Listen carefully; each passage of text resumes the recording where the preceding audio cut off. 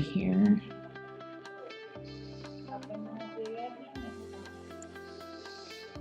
Oops. Okay, 1 second. Can everyone see the screen, the slides? Yep. Sí, podemos ver tu pantalla. Okay. Great. All right, so as Andrea mentioned, I am Deborah West. I'm the Acting Innovation Team Lead with the Bureau for Humanitarian Assistance at USAID. And I'm joined by my colleague, Lauren Cavanaugh-Uku, who is the team lead for challenges and prizes within our U.S. Global Development Lab at USAID. So quickly, just taking a step back, who are we and what do we do? I think some of this broader context could be helpful as we start talking a little bit more about how we're supporting innovation in the humanitarian space.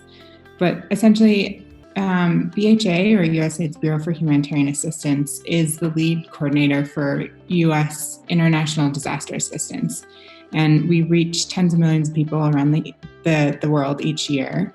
We were created in 2020 by essentially merging the expertise and resources of two different offices, the Office of U.S. Foreign Disaster Assistance and the Office of Food for Peace, in order to really give USAID one voice and one really kind of central voice on humanitarian assistance. And so this really enables us to deliver aid more effectively and efficiently. And so as the frequency and scale and complexity of different crises has really increased over the past decade or so, and as Débora, disculpa que te interrumpa. Débora, estamos viendo tus notas en este momento. Oh, that's so funny. Listo, gracias. Okay. Muchas gracias. Ahora sí. Yep, no problem. And okay, so hold on 1 second. I'm gonna try and reshare really quickly. Ahora vemos solo la presentación. Listo. Okay, just 1 second.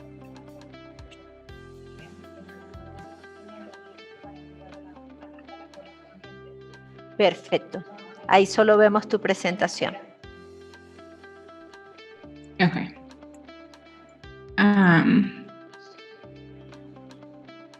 Okay. So essentially, so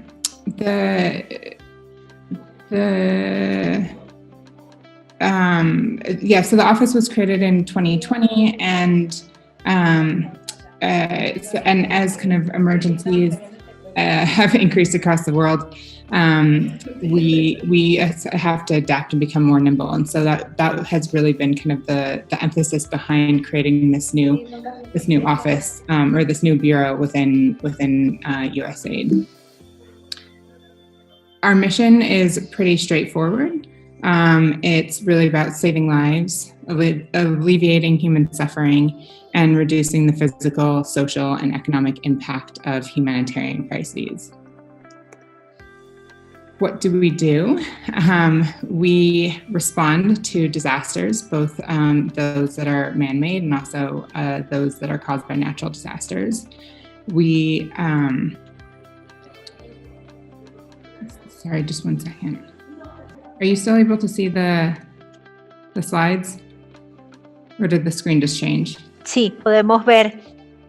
Acaba de cambiar la pantalla, vemos las diapositivas disminuidas. Ahora sí la vemos completa. Okay. I'm sorry for the technical difficulties. No te preocupes. We provide, we invest in risk reduction. So essentially that's focused on how do we reduce the risks associated with different disasters. And then we also support resilience. So looking at how communities can bounce back faster from disaster once either, a hurricane or an earthquake happens, or following a complex emergency or a man-made conflict. And so across all four of those different areas, as I've said, the complexity and duration of conflict in particular is really stretching the humanitarian system. And we need new forms and new ways of approaching these issues. And yet, I think it's really interesting when we look at the role of innovation in the humanitarian system, and we see really that less than 1% of humanitarian aid is spent on innovation. And so when our new BHA, our new Bureau for Humanitarian Assistance, was established this past year, a new team was set up to really focus on innovation and look at how do we support innovation across the humanitarian assistance, how do we integrate and mainstream integration into the work that we are doing. And so we're a new team, but we're building upon the work that we were doing previously and that USAID has been doing for a long time in the humanitarian space. And we're looking to build upon that and really looking at how can we, again, kind of integrate innovation into our own humanitarian assistance activities, and how can we really work with our different implementing partners to help them as well become more nimble and agile. These are some examples of innovation and how we support innovation. The first, for example, is research. So we invest in different research to really kind of help provide an evidence base and help direct how we can support the piloting and testing of new ideas. We also work quite closely with the private sector. So for example, when Hurricane Dorian hit the Bahamas last year, we worked really closely with Amazon, who created kind of a wish list that was based on needs that different NGOs had who were operating in the Bahamas. And then different Amazon customers, so people like you and me, could purchase items off of that list, and Amazon delivered them directly to and NGOs responding in the Bahamas. So just also thinking about kind of how we do partnerships differently, how we provide humanitarian aid slightly differently, right? So innovation is kind of, we're thinking about innovation much in a very broad way as well. We also provide funding for kind of testing, scaling, and piloting new ideas. We do this through different open competition mechanisms that help, again, kind of identify and scale new and potential solutions. And we've got one example, and my colleague Lauren will talk to this in a minute, a grand challenge called Better Together, which is really focused on supporting the Venezuela crisis response. And then we also work with new and local communities, in part through some of the work we do in terms of piloting and scaling new solutions. Our leadership has a really big focus on pushing us to really have the majority of our funding in the future be focused on local communities. So I think that's kind of an exciting space we will be entering into in the coming years. And we also support digital technologies. So, for example, we've been working with a new system, and it's called Prism in Southeast Asia, actually, to integrate kind of AI and machine learning to help create kind of a early predictive warning system that we're integrating into our response efforts, and that are also being integrated into regional and national disaster risk management agencies.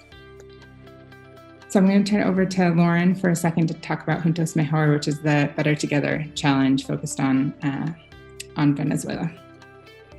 Yes. Hi, I'm Lauren Kapana-Uku, and as many of you who are participating probably know, Venezuela is experiencing the worst humanitarian, political, and economic crisis in its history.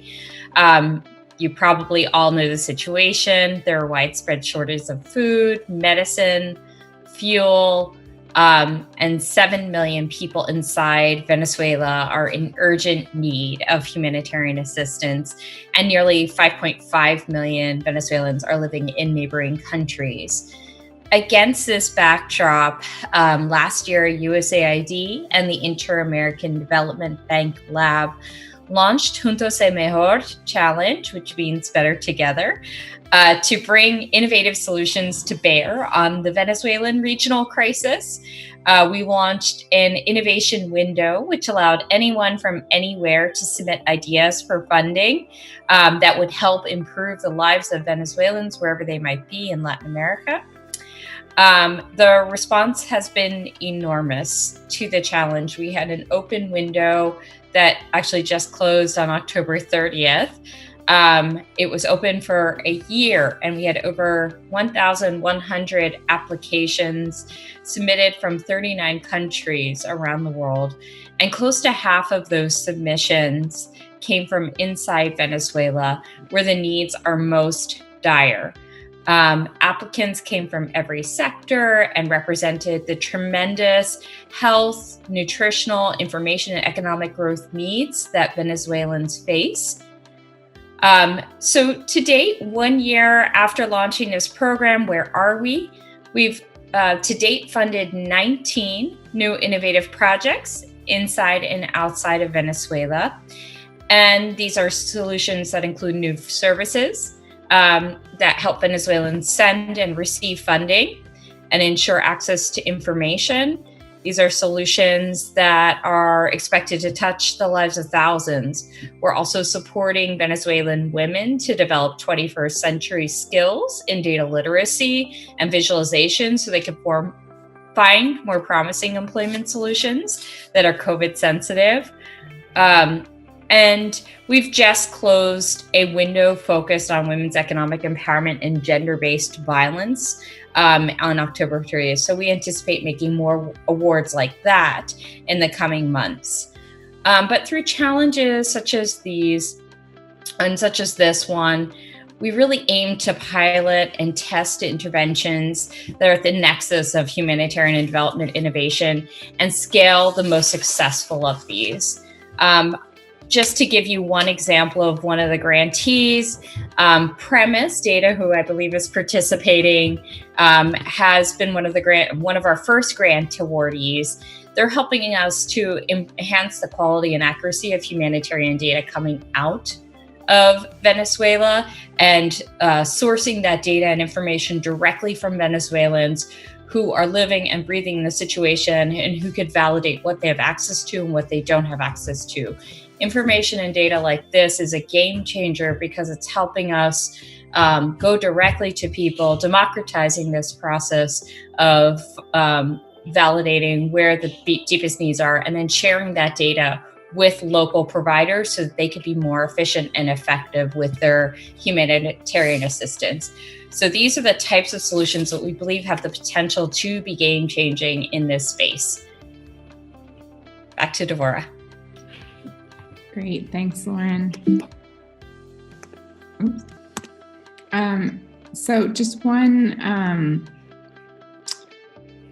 just kind of as we wrap up here, just wanted to share kind of some different lessons and best practices we've seen through our different work and what really kind of has worked well, and what we've noticed with different applicants when we run these open innovation competitions or through some of our more traditional programming, particularly when we're working with partners who are looking to integrate innovation or kind of new approaches and new technologies into their existing work. So I'm not going to read through all these in verbatim, but wanted to kind of just put this slide up here because I think some of these are really important, and some of them are pretty, I think, self-evident. But for example, it's we see it's really important to provide evidence, right, for what it is that you are proposing to do, or what you're proposing to integrate into perhaps maybe more traditional programming, why that solution is better than anything else that's out there, how it saves money, and really make that strong argument and case for why there needs to be kind of further testing and piloting or scaling of that solution, or kind of what it brings to traditional programming. And I think one of the things we also really see particularly when it comes to new technologies and particularly in the information management space, is concerns over data privacy and protection. And so I would just really underscore that piece in particular. We certainly get lots of questions from our own colleagues internally when we're evaluating new ideas. And so I can't kind of underscore that piece enough, and how critical it is to really address what those concerns are and how a new solution is mitigating and addressing those issues, particularly when we're dealing with really vulnerable populations and in really kind of politically charged and sensitive environments. And then I'm going to just leave you all with this slide, which really kind of just gives some options for some other avenues of funding. A lot of these we support through USAID or are working in close partnership with. So definitely recommend and suggest you check them out. And I will end it there.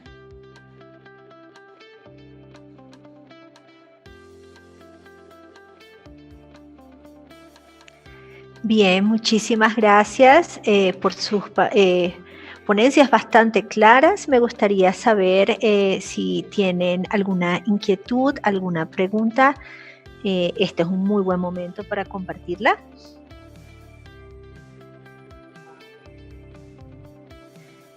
Quiero que sepan que como venezolana me sorprendió mucho ver que la mitad de las solicitudes que recibieron provenían de Venezuela, y al respecto yo sí personalmente tengo una inquietud.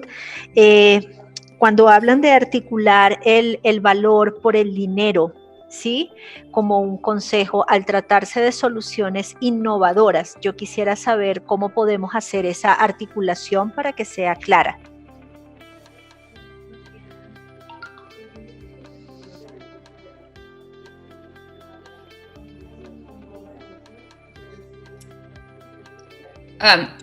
Deborah, is it okay if I speak to the Venezuelan aspect? Okay.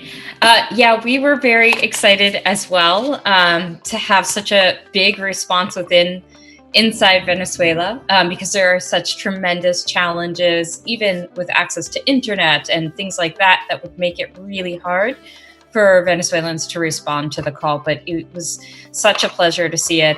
And in terms of the solutions that we were seeing, many of them were at an earlier stage. So they're really good ideas that people just needed a little bit of seed capital or funding to get started, to get off the ground, to actually test and see if it would work in their environment. Because as you know, there are some strict issues around the humanitarian assistance being delivered inside Venezuela. So we had to think about really localized solutions. How could solvers use what they had available to them in really unique and different ways? So that was really one of the thrusts of the program, is to unearth those great solutions. And we had some amazing ones, particularly in the water and sanitation space, with which we're testing out new technologies to help increase access to clean water. In the information access space, people had proposed really great solutions to enhance access when internet's down. So they're very creative solutions. I would definitely recommend people go to juntasemejor.org to learn more about the types of solutions that were successful. Deborah, do you want to speak more broadly about USAID's approach? Sure, and yeah, sure. I can speak mostly to how we think about it within BHA and the Bureau for Humanitarian Assistance. One of the one of the challenges we have is that there is not dedicated innovation funding, right? And when you're faced with a lot of choices between investing in something new and testing something that isn't yet proven versus investing or putting more money into, let's say, like hygiene kits, right, that we know are really critical and that can really help save immediate lives in the response to a disaster. It's really hard. Those are the conversations and the decisions that are being made kind of behind the scenes, and so that's where it's really helpful to understand, what is the investment that we're putting in at the front end that can have greater impact further down the road, and being able to, I think, kind of really articulate that, whether it's cost savings or lives saved or lives improved, is really important. And so, being able to really show that and illustrate that is really critical when you're really kind of dealing with, again, tight budgets, right? And really kind of increased needs across the humanitarian space.